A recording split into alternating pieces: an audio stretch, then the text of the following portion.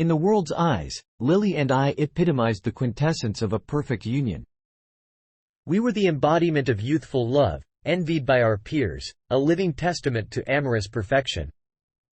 Lily, with her sun-kissed hair and eyes capable of thawing the coldest of hearts, was unparalleled in beauty.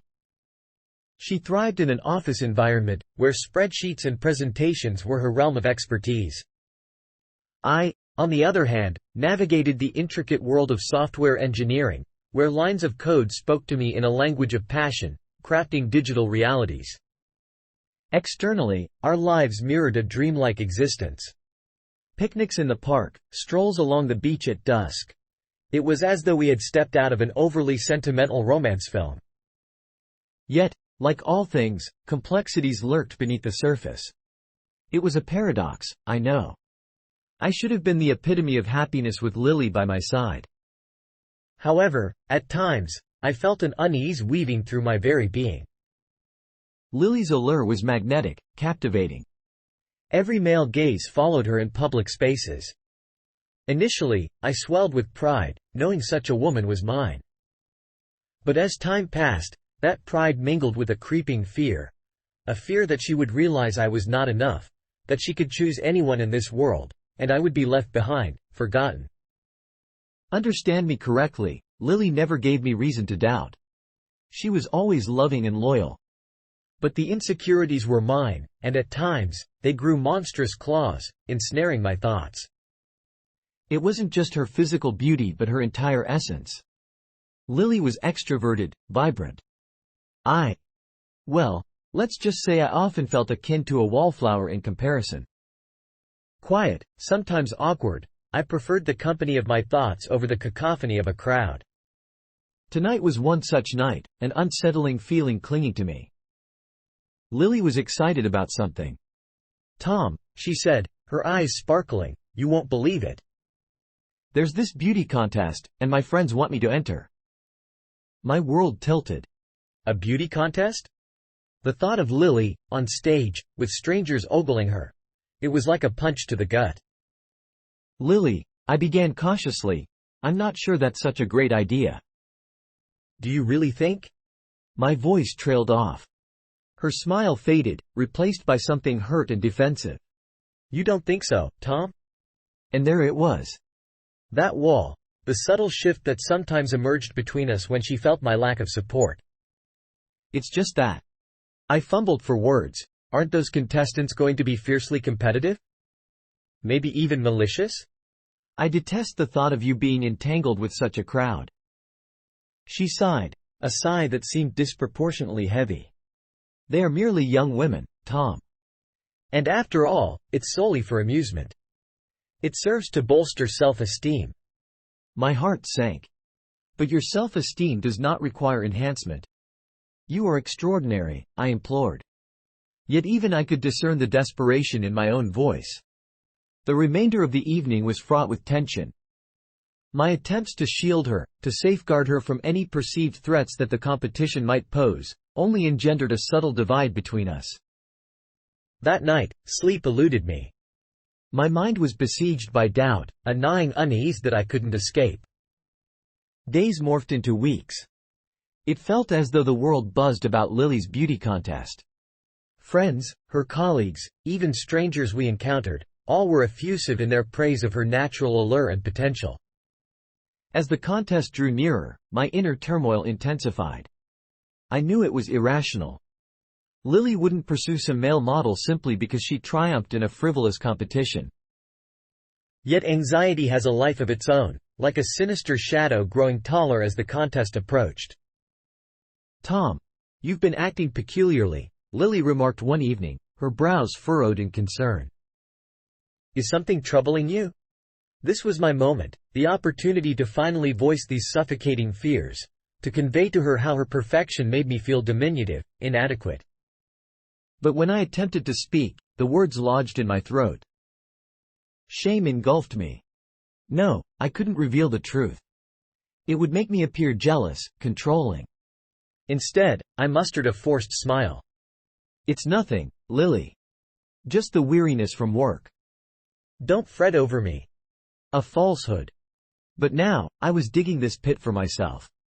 We tried to proceed as usual, but the tension between us now had a palpable presence. Each smile felt strained, each gesture carried a hint of caution. The days of carefree laughter seemed distant. In a desperate effort to reclaim a sense of worth, to prove to myself that I too was desirable, a misguided notion took root in my mind. What if I showed Lily that I wasn't merely a spectator in her life? That I could garner the attention of other women? Surely a harmless endeavor, wouldn't it be?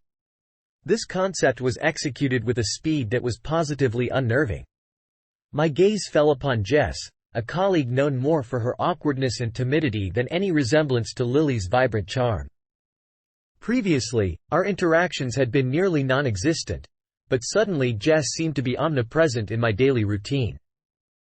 "Hey, Jess, do you need any help with that report?" I stammered one afternoon, surprising myself as much as I did her. She looked up, startled, a glimmer of hope sparking in her eyes. Before I knew it, we were sharing coffee after work, followed by dinner. It felt surreal, as though I was watching myself play a role in a poorly scripted movie. Yet, with each passing date, with every clumsy conversation, a sense of fulfilling emptiness grew. "See, Lily, I am not merely a lovesick puppy at your feet." The conversations that initially bridged the tension between Lily and me soon tensed again. Her excitement about the contest was barely concealed, and every mention of it felt like a small dagger to my heart. My guilt gnawed at me, but I buried it beneath layers of self-justification. I was merely leveling the playing field, wasn't I? Then, one night, after having too much to drink with Jess, I drove her home. As she looked at me with those hopeful eyes, that twisted sense of power took hold completely. This would fix everything. This would show Lily I wasn't someone she could easily walk over. Suddenly, she was kissing me. And I was kissing her back. The initial plan was supposed to be simple. A foolish, childish scheme to make Lily slightly jealous, to knock her off her pedestal if only for a moment. It was never meant to go this far. Jess's apartment was small and cluttered, a stark contrast to Lily's meticulously arranged space. But in that moment, it didn't matter. I wasn't thinking about Lily, not about the soft curves of her neck or her hair that tasted of summer. It was just the burning need to feel significant, to prove to myself that I wasn't just a side character in this story. The next morning, I woke up feeling nothing but victorious. My head ached, and guilt gnawed at me, a guilt so overpowering that I could scarcely face my own reflection in the bathroom mirror. "Lily, are you all right?" Her voice emanated from the bedroom, muffled and heavy with sleep. Panic surged through my veins. "Yes, it was a challenging night," I groaned, striving to sound nonchalant. The remainder of the day was spent in a state of high alert, flinching at every message and phone call. I convinced myself that Jess would keep our secret, that this sordid mess would eventually fade into a dreadful memory.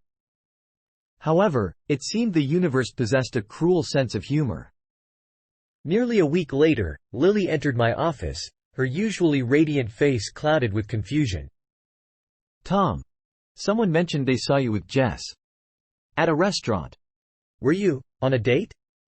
My mind raced in a desperate scramble for a convincing lie, but the words died on my lips. Lily's eyes, once brimming with warmth, now held a chill I had never witnessed before.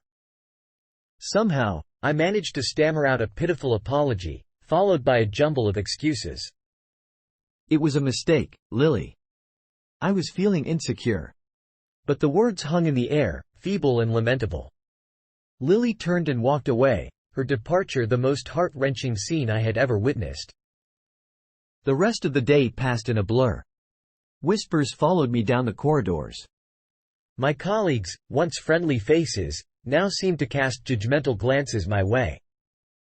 Even Jess looked at me with a mix of pity and smug satisfaction that made my skin crawl.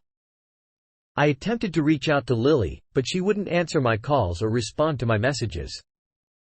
The silence was deafening, a punishment far more severe than any shouting match could ever be. The carefully constructed world I had built was crumbling.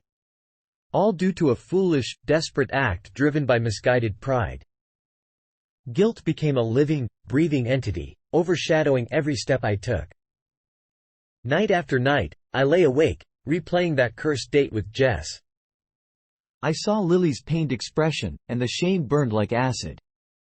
My attempts to apologize to Lily continued to fall on deaf ears. She had retreated behind a wall of icy silence, and I found no way to reach her. The laughter, the shared secrets, the easy intimacy we once enjoyed. It all felt like a distant dream, shattered by my own hand. Meanwhile, life with Jess was not the simplistic solution I had foolishly imagined. She clung to me with a desperation that was almost suffocating.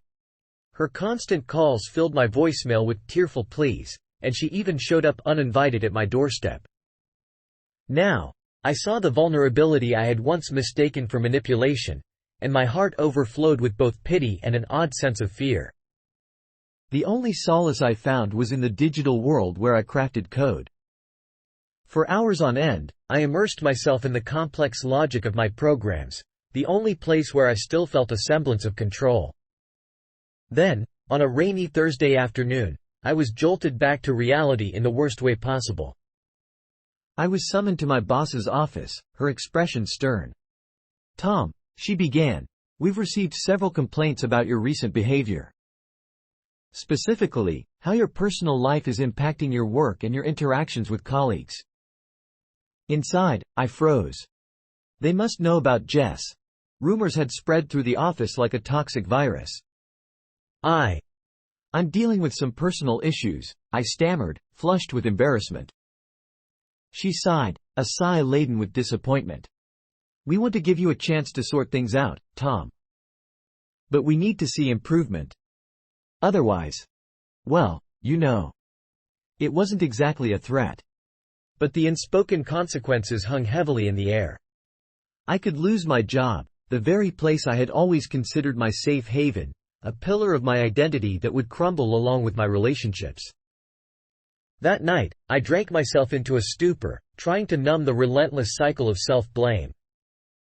But sleep offered no escape. Nightmares tormented me. Distorted images of Lily and Jess, their faces accusatory, their voices overlapping in a condemning symphony. Waking was just as bleak.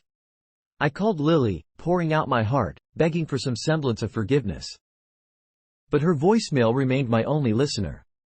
One evening, unable to bear the stifling isolation any longer, I found myself at a bar I had never visited before. In a haze, I ended up speaking to a stranger, laying bare the mess of my life. He listened patiently, and when I finished, he offered some unexpectedly profound advice. "Seems like you've really messed up, huh?" He chuckled, but there was no malice in it. "But you know, sometimes it's the biggest mistakes that force you to see things differently." He was right. Now, I saw everything differently. The insecurities driving my actions were laid bare, a rotten core exposed to the harsh light of reality. And then, deep within my despair, a desperate hope surged. Perhaps, just perhaps, there was still a chance to make things right, not with Jess but with Lily. If only I could swallow my pride, show her genuine remorse, a true understanding of the pain I had caused. Maybe there was a sliver of a chance for redemption. A fierce wave of determination swept over me. I refused to let my story end this way, a tragic tale of self-destruction and regret. First, I needed to address the mess I had created with Jess. The next morning, I saw her at work, her eyes red and brimming with hope. "Tom," she began, but I interrupted. "Jess, what happened between us was a mistake. A huge mistake. I'm sorry if I led you on," I said as kindly as possible, trying to soften the inevitable blow.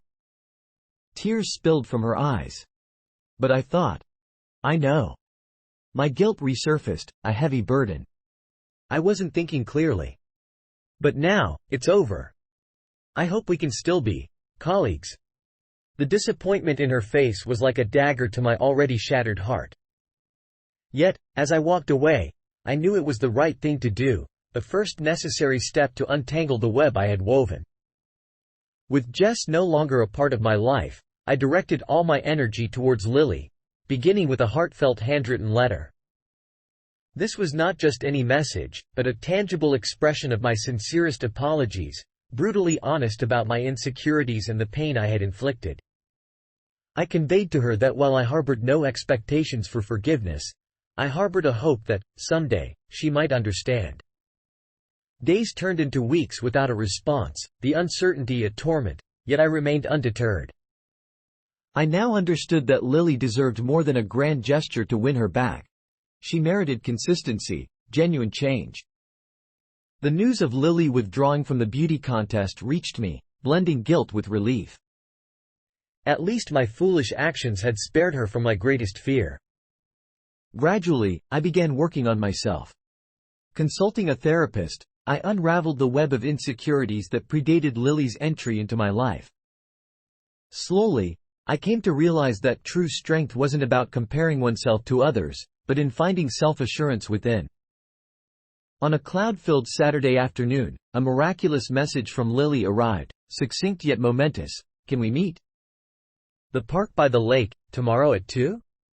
My heart pounded with a mix of hope and dread, an uneasy concoction.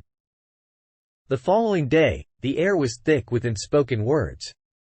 Lily appeared different, guarded, with a trace of sadness etched into her once radiant face. "I've read your letter," she began, her voice softer than I remembered. I appreciate what you wrote." A glimmer of hope sparked. "Does that mean?" She interrupted me. "No, Tom. It doesn't mean I forgive you. What you did was incredibly painful. I'm not sure I can fully forgive you." My heart contracted, but I nodded. I deserved this, her honest anguish. "But," she continued, "I now understand. Your fears, your insecurities. They don't excuse what happened, but they help me comprehend." We can't go back, Tom. But perhaps we can move forward, separately. It wasn't the absolution I desperately sought, but it was more than I had dared to hope for. A tentative step towards healing, a foundation upon which I could attempt to rebuild my fractured life. The weeks following our park conversation unfolded in an oddly suspended state. It wasn't the fresh start I had envisioned, but it was a start nonetheless. Lily and I didn't rekindle our romantic relationship. Our interactions were sometimes stiff, awkward, yet they contained an underlying respect, an unspoken acknowledgement of the shared pain that bound us. At work, things gradually improved. After a tense professional probationary period, my boss softened slightly. It seemed my renewed focus and dedication to my work had not gone unnoticed. I wouldn't be fired, at least not now. Yet whispers lingered, constant reminders of my failures. Fortunately, Jess had completely vanished from my life. However, the memory of her persisted, a frequent reminder of my desperation, of how I was willing to hurt others in a misguided effort to protect my fragile ego. Weekends posed the greatest challenge. The time I once spent with Lily now stretched before me as a barren wasteland of enforced solitude. Evenings found me wandering streets, visiting spots we frequented, now haunted by the ghosts of happier times. Laughter, shared secrets, all echoed from a life once lived. In desperation, I dove into new hobbies. I joined a running club, sweating out the turmoil within. I enrolled in a cooking class, where precise measurements and transformations mirrored my own attempts to forge a wiser version of myself. Then, on a stormy Wednesday, a package arrived at my doorstep from Lily. Inside was a framed photograph, us on a beach vacation, smiles wide and carefree. Below it, a note. "I saw this photo and thought of you. No pressure, just wondering if we could try being friends again? Lily." Warmth spread through me. Perhaps it wasn't the passionate romance of my youthful fantasies, but this tentative offer of friendship seemed infinitely more precious than any grand romantic gesture. The path to healing was long and winding. Days when guilt surged back, echoing the repercussions of my choices like relentless waves. I regularly sought therapy, dissecting my insecurities under the watchful eye of a kind, older woman who offered understanding, not judgment. And then, There were days when the sun broke through the clouds.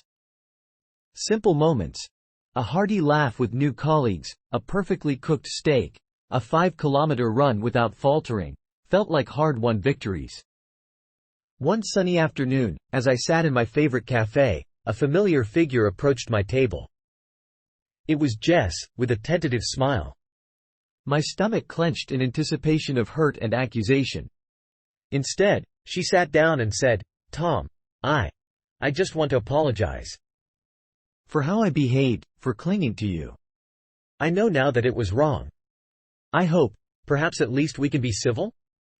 My surprise was almost as great as my relief. Of course, Jess. Thank you for saying that. My voice was steady. I meant it. As she left, I felt lighter.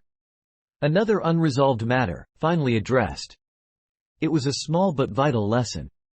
Forgiveness isn't just about being forgiven by others, but also about daring to forgive oneself. The pain from my mistakes faded, like a scar still visible but no longer painful to touch. Life took on a different rhythm. I remained single, but loneliness no longer haunted me. My friendship with Lily continued to mend, an oddly beautiful thing born from the ruins of our relationship. Change was gradual but undeniable.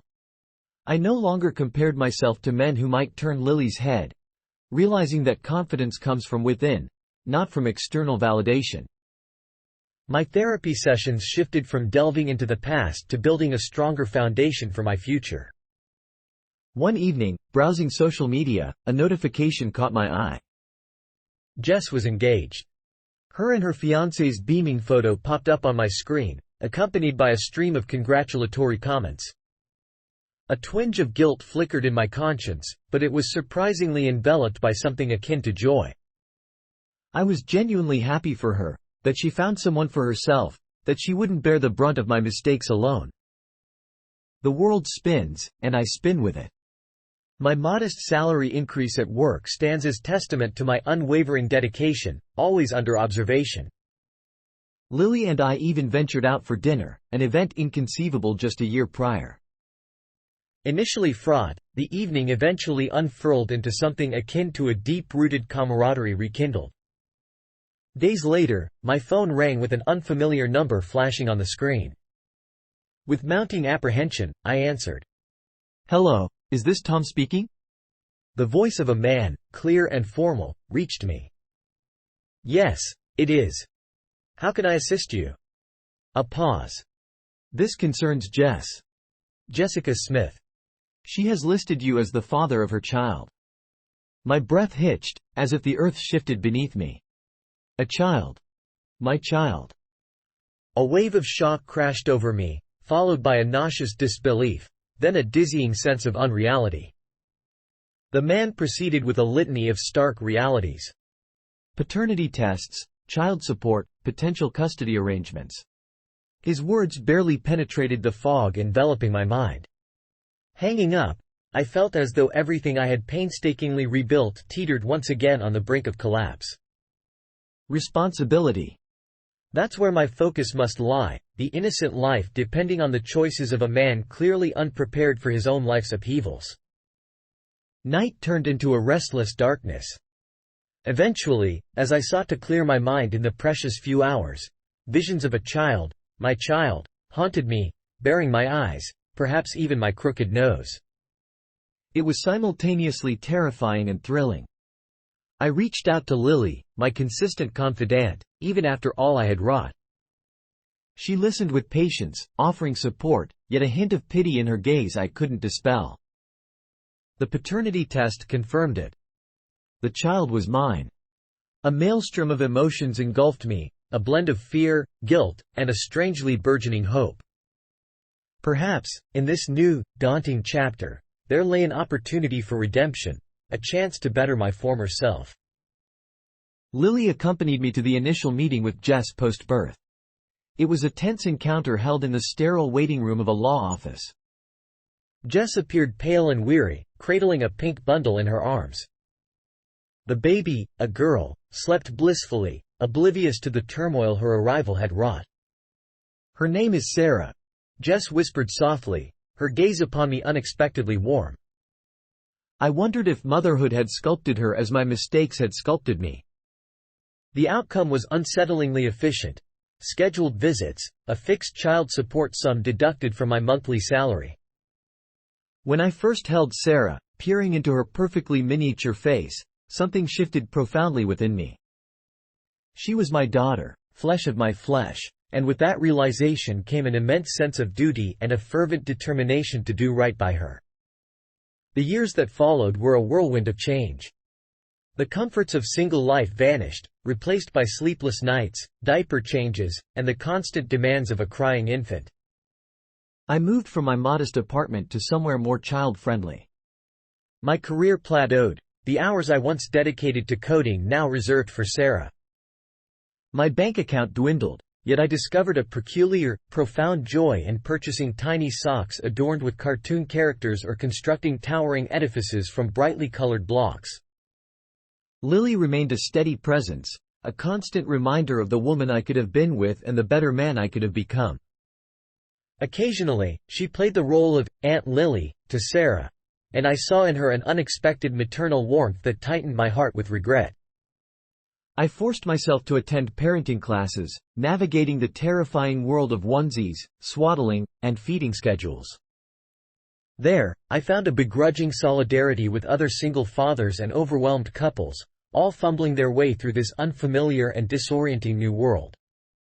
We shared a twisted kinship. Initial visits with Jess were fraught with tension, a constant reminder of the night that had thrust us into reluctant partnership. Yet, over time, the tension eased into something resembling cordiality. We spoke only of Sarah, her milestones, her needs, her ever-evolving personality. Years unfurled in the whirlwind of first words, first steps, and Sarah's inaugural day at preschool.